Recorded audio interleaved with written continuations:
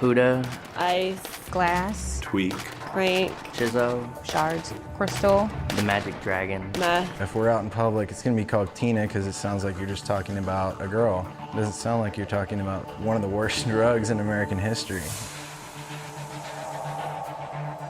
Crystal meth is actually the more pure form of methamphetamine.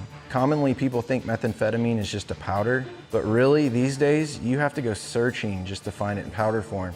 Crystal meth is the most common what you're gonna find of the meths. It looks like glass, like blades almost, but it's like glass pieces. Comes in different flavors sometimes. It comes in like different colors, kind of pinkish, brown color, like an off-white, and sometimes it's crystal clear. And there is also another thing, it's called peanut butter crank. It actually looks like peanut butter, smells like peanut butter, and it's basically pure speed. It's more pure form of crystal meth. It's made out of Everything underneath the hood of your car and your kitchen sink. Ammonia, driveway cleaner, lye, gun bluing. Battery acid. pesticides. It's basically ingredients that if you ingested any of them would pretty much kill you or send you to the hospital in serious condition. And I know that the people that manufacture it, can get blown up and they die. It's strictly just toxic poison. For every 1 pound of meth that you make, you get 6 pounds of toxic waste. It's going to cause irreversible damage.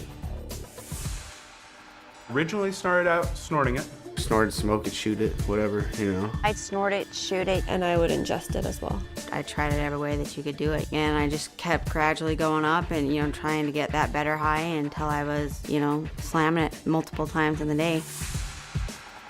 I was 13 when I first started doing it. Started about the age of 16. First time I did it, I was 17. I was at my brother's house. He was sitting down there smoking it, and he offered it to me. Got into it because I wanted to impress a guy. It was utter curiosity, maybe boredom. I started off just having fun and hanging out. It was a social thing. My parents in my school sent me to a rehab because I got caught smoking weed at school. Just met some people there and I started, hanging out with them when I got out, and they introduced me to it. One day they pulled out, a crystal meth pipe and were smoking it, and I had no idea what it was. I thought, okay, well, this can't be that bad, everyone else is doing it. I decided since I already smoked marijuana, maybe try this meth thing, so big mistake.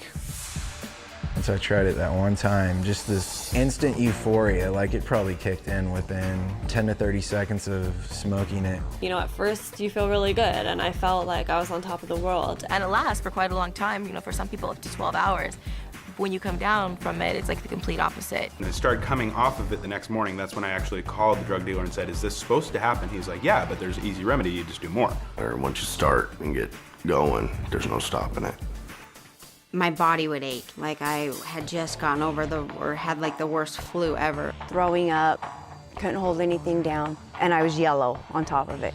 Lethargic all the time, really hard on your body. I came out of the military, I was weighing 180, and within 6 months, I was down to 135. Went and saw a friend, and she's like, what have you been doing? You look like a stick.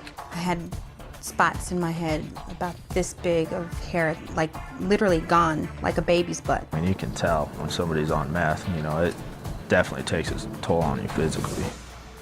I started getting more psychotic. Like my boyfriend and his friend would be talking, and I would swear that they were talking in code.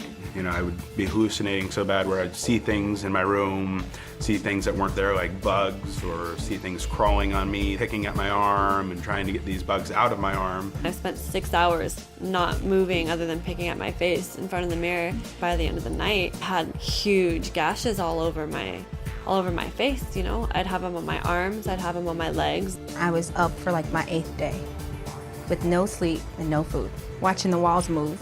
I'd been up for 37 days on meth, and I was looking out my window in the backyard, and I was absolutely positive the police were there, and they were in the bushes, they were in the trees, they were waiting to bust me, they were waiting to bust all my friends. So picked up the phone and I called 911, and I told the dispatcher that if you guys are gonna sit in my backyard and just watch me, why don't you come and arrest me? And all my friends at that point just left. The police came, they surrounded my house. Eventually they had to get me and tackled me and get me out of the house. Ended up taking me away. I'm thinking people were chasing after me. I actually went to a family member's house, and they ended up calling the cops on me because they didn't know what was wrong with me. Woke up in a padded room, and I spent a week in a mental hospital. And you just go crazy on it because you're tweaking. you're not thinking straight. Kind of gets your wheels turning real fast. You're just moving like 100 miles per hour, like in your head. Your thoughts, everything's just going boom, boom, boom, like really fast. You'll start projects without being able to finish them. Oh, you can't concentrate on any one thing.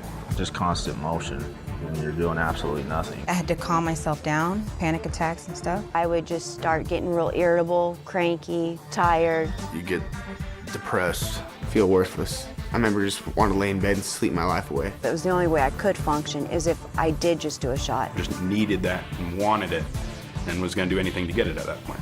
Wouldn't have any problem going to your house, kicking your door in, robbing you for everything you had, just to get it. Makes you not care that you're wasting your life away. Makes you not care that your sister cries at night because her brother is out committing crimes and manufacturing methamphetamines. Had completely kidnapped me, mind and soul, and the more I did, the more it built up inside of my body. I noticed in myself short-term and long-term memory loss, nerve damage, my muscles sometimes twitch, just things that seem to be irreparable. My gums have permanent damage. I have permanent bone loss underneath my gum line. I have an eroded esophagus now. 6 years ago, it was near cancerous. I still have problems today with it, and I have really bad heartburn. If I drink water, it can burn my throat. I got cut from here all the way down to below my bikini line, and they removed all my large intestines. Left me with 1 inch. I have tendinitis now. Well, I got hepatitis C from injecting drug use. You know, doing all that battery acid and muriatic acid and all that, it eats away not only at your teeth, but every bone, your eyes, it kills you. You are the company you keep. So if you're hanging out with people that do drugs, you're gonna do drugs. I don't care who you are, you're not going to be able to function better on drugs. Of course, I was always warned as a young kid, stay away from this, stay away from that. Whereas knowing what I know now, yeah, I would have definitely avoided it. Nobody ever told me when I started it that, hey, this is an extremely deadly poison. If anybody had actually told me what it would really do to me, I would have walked right away from them and told them they're crazy. There's nothing cool about it. There's nothing fun about it. It's deceiving at first, but it'll just take you to a place of going nowhere.